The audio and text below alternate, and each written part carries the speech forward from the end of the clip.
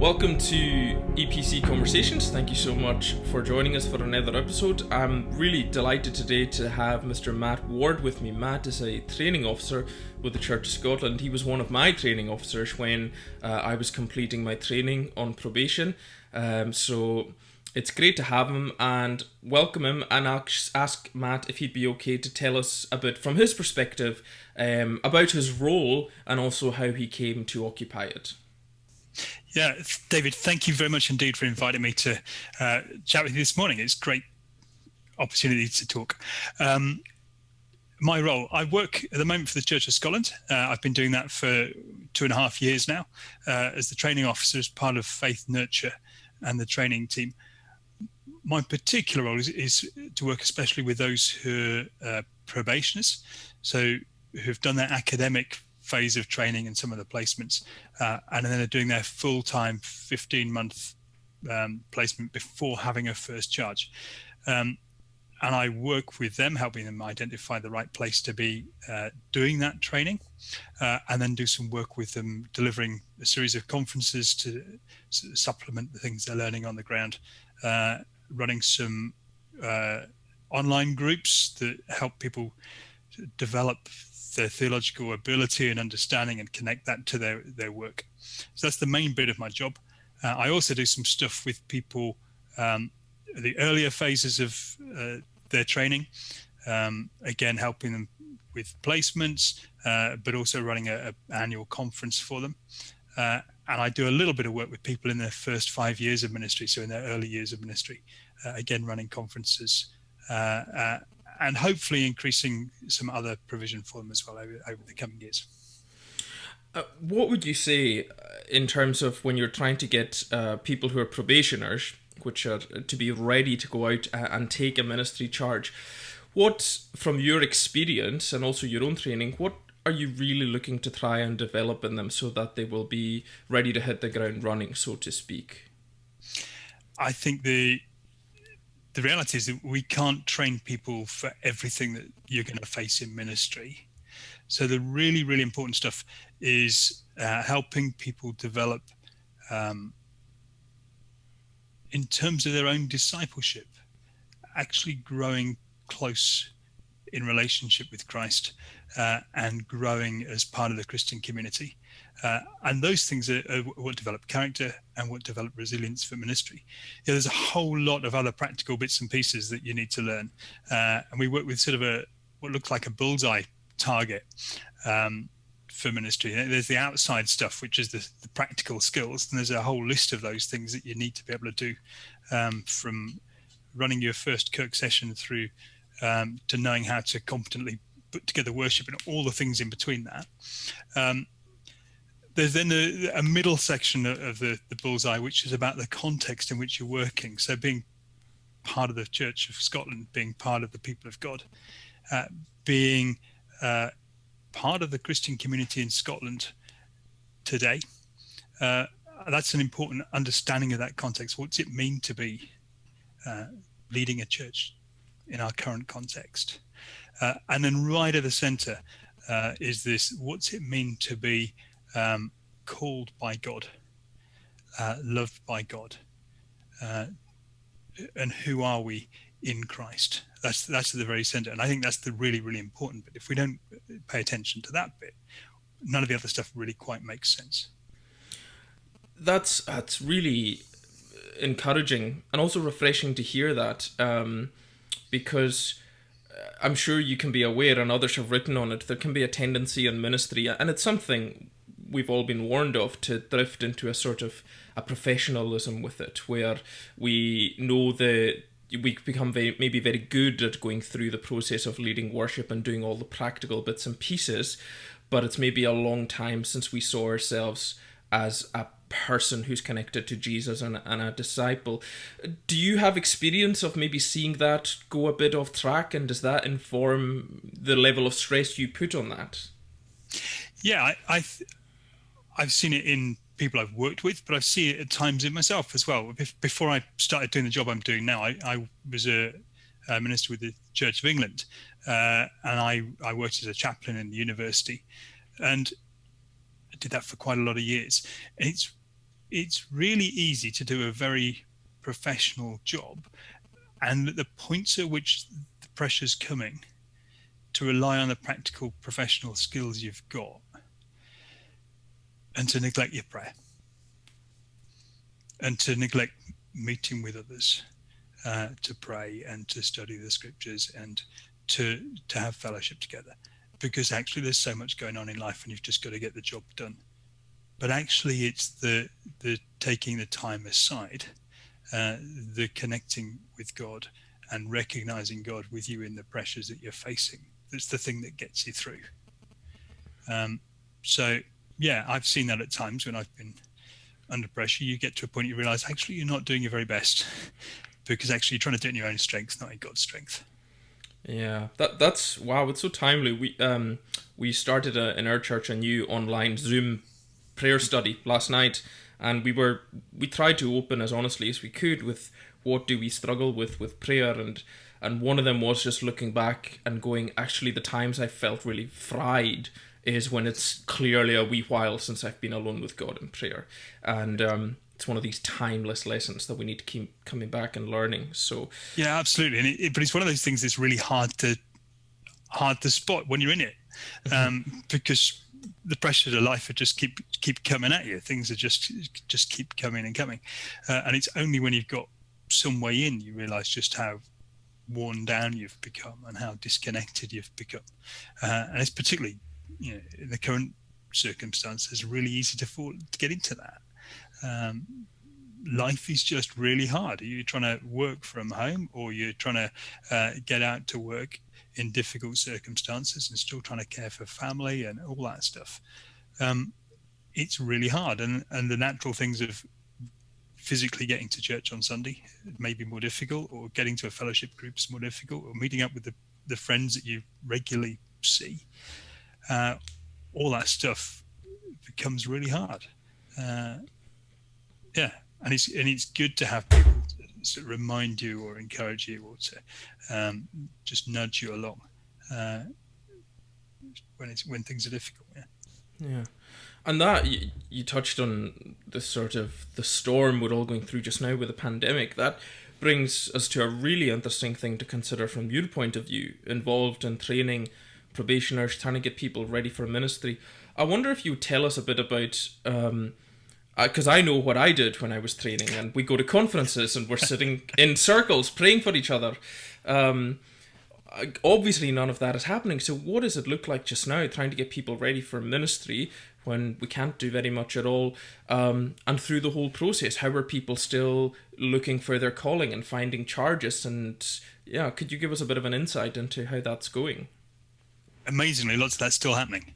I've been delivering the conference program that you'll have experienced in a modified form as an online thing, and it's not quite the same, and we've had to reimagine some stuff, but we're still able to get people in groups praying for each other, praying for the places they're on placement, praying for the issues they're facing. We've still been able to get brilliant speakers to come in and give some input. We've still been able to do some of the creative stuff that we did, that challenged us a little bit. But perhaps the things that we're missing is the sort of extended time with each other. I think that's true of lots of Zoom stuff. Actually, it becomes very, very functional. You arrive for a meeting and you just get straight down to business, and then you sort of rush on to the next thing. One of the real benefits of lots of the conference stuff we had was the extended time of eating together, or sitting and having a coffee or a drink in the evening, and just spending time with each other, and getting to know each other and support and encourage and laugh and cry with each other. That's a bit more of a challenge. So working hard to make how you make and form community, particularly in online spaces, is quite an important thing. It's been really exciting over the last few weeks and months to see people moving into their first charges, people who've finished probation over the summer. There's been some difficulties about that. How does someone preach? How do you meet with a nominating committee? How do you preach to the sole nominee? That's all been overcome. And people have been able to do that, and people have now been ordained with tiny numbers of people in churches, but all those sorts of things have been worked through. God's still calling people. God's still calling people to charges, to help lead his people. And that's exciting.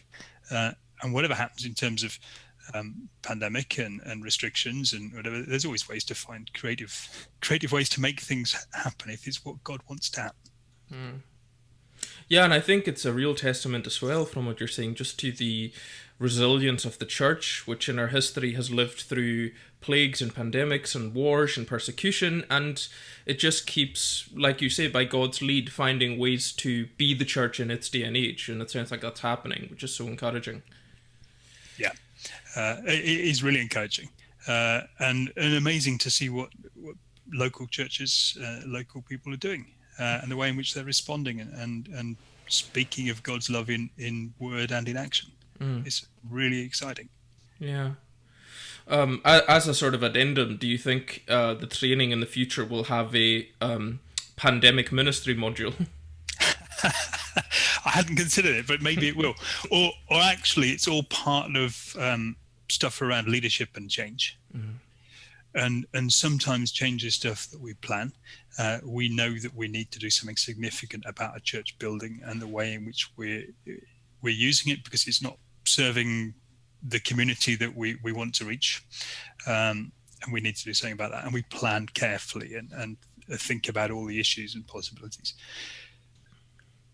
But quite often, leadership's required when something really unexpected happens. And we have to respond very quickly. So I think it comes in within that. And the key thing within that is understanding people, building relationships, but most of all, seeking God's heart and following God's lead. Yeah. Yeah, it's a recurring theme, but if like we started talking about, if you have that place where you are centered in God, a lot of that will come, and it'll be okay, even though it might not feel like it. Is certainly what I'm finding. You touched on the fact that you came from an Anglican background. So how does an Anglican end up training Church of Scotland ministers? That's a really good question. I hadn't thought I was going to end up doing this job. I was ordained a long while ago, 1997. That makes me feel very old. And served 3 years in a parish in Lincoln, and then 5 years in Coventry, working at the university and cathedral there, and then ended up in Leeds and worked as the chaplain there for 13 years at Leeds University in Leeds Beckett, and led a small Fresh Expression of Church in the student community for most of that time as well. And alongside that, my wife was studying, and then she worked as an academic, got a job at University of Leeds, and then an opportunity came up for her at University of St Andrews, which was just a brilliant opportunity for her. And I didn't quite know what I was going to do. I'd assumed that I would work with the Church of England in ministry there through the whole of my life. And it was really clear that the opportunity that came up for Vicky was the right thing. So we said, well, she must take it, and God will have things in hand for me. And very shortly after Vicky had accepted the job, something was advertised with the Church of Scotland as a training officer, and it was the right fit, and clearly for me, God's timing. So yeah. Yeah, and as someone who went through the training, I would say it was God's timing too. I think the experiences you had previously had an enormous amount to contribute to our training. So yeah, good fit all round. Thank you. What about when you were doing ministry yourself, more sort of on the front line? Is there any particular highlights that kind of jump out at you that as you look back, where you perhaps either really enjoyed ministry or found it really tough, or really felt that God was in it? Is there anything that it just stands out in your mind in ministry? Yeah, there's a number of. It's really interesting. It's encounters with individuals that have been really significant. I remember, well, some very positive, very exciting things, and also some really tragic stuff. I remember sitting in my office in Coventry and seeing this young student walk backwards and forwards in front of the window. It's a bit strange. And a couple of minutes later, he knocked on the door, and he wanted to talk to me because he'd met a girl and he'd fallen in love, and she was a Christian and he wasn't, and he wanted to try and make sense of it. And a number of weeks later, he came to Christ, which was just extraordinary. And I had the joy of taking their wedding. That was a really special thing. I remember an encounter with a student who had been on a climbing expedition and someone had been killed, but he'd had an accident as well, and he'd walked out unhurt.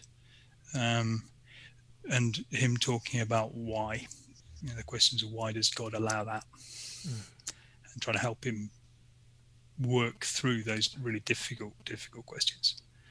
I had some great joy working with medical students, and extraordinary work with some of them who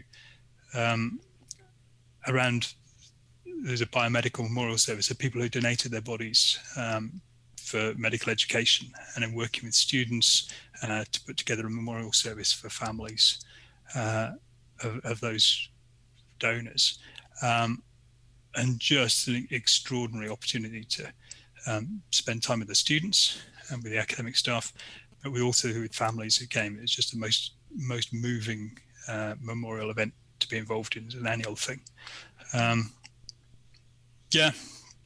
Extraordinary opportunities. Talking with everyone in an organisation, from the vice chancellor, the head of the university, right through to getting to know some of the domestic staff really well, and just being able to talk with people throughout an organisation. It's a real privilege of ministry. And you did a lot of work there with what are typically considered some of our most far away and difficult to reach demographics in terms of the church and the message it has today. People in their late teens, early 20s, young people in that, millennials and Gen Z, and also perhaps people in the professional academia world.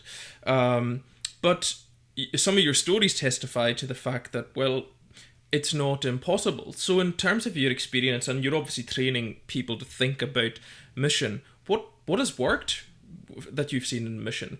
I know there's no silver bullet, but what have you seen on the ground that's actually been effective in the message of Jesus being made real to people? That's a really good question. I think it's about loving people and caring for people and being there and available. It's as simple as that. It gets a bit more complicated because actually it's how do you make sure you're there and you're available. I think one of the challenges for lots of ministers is there's so much to do in church that it's difficult at times to be outside and connecting with the wider community.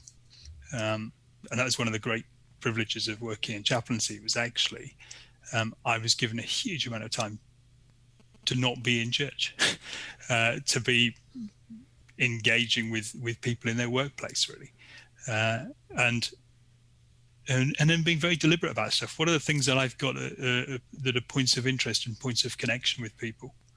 So I've got some interest in sport. So actually making a point of going and watching sport and getting to know university teams and people who are playing and people who are coaching and all of that sort of stuff is a way that I could connect with some credibility. I couldn't do that with the dance societies, for example, because I've got no interest or no insight or knowledge at all. And it would just be nonsense. So actually there's got to be something authentic about who you connect with. However good an idea it is to say, well, we're going to have a mission outreach to the skate park.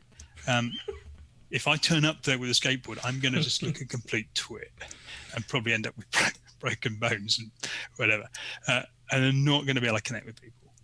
It's actually about being able to be alongside and to speak the language. It's exactly the thing we see Jesus doing. He's able to get alongside people, to understand exactly what they're facing, where they're coming from, and to speak in a language that connects with authenticity, at times vulnerability.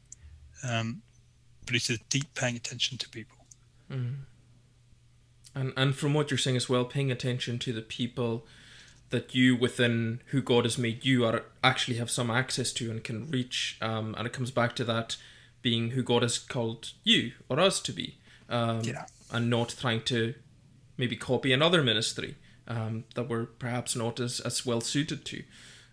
So I think that's really interesting.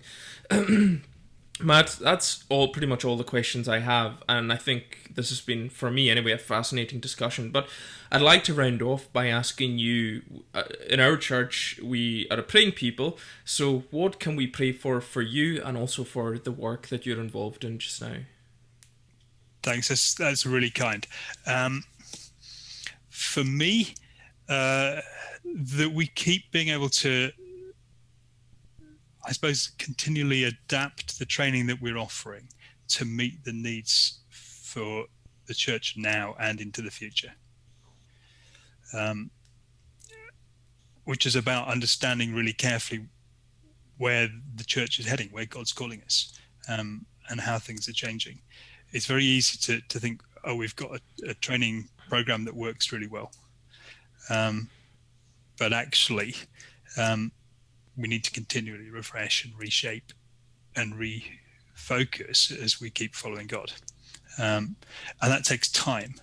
We're at the moment recruiting for another training officer. One of our colleagues moved on a little while ago. We've got interviews coming up. So pray that I get a fantastic colleague to work alongside, someone who has that same sense of vision of we're training people to be equipped for what God's calling them to grow his church and grow his kingdom here in Scotland. That sounds like a great prayer point that we can all have all year round, that the kingdom would come. So Matt, thank you so much again for joining us, and we assure you of our good wishes and prayers, and thank you for encouraging us with how the work of the church is continuing today in Scotland. Thank you. It is a pleasure. Thank you so much for inviting me. Thanks.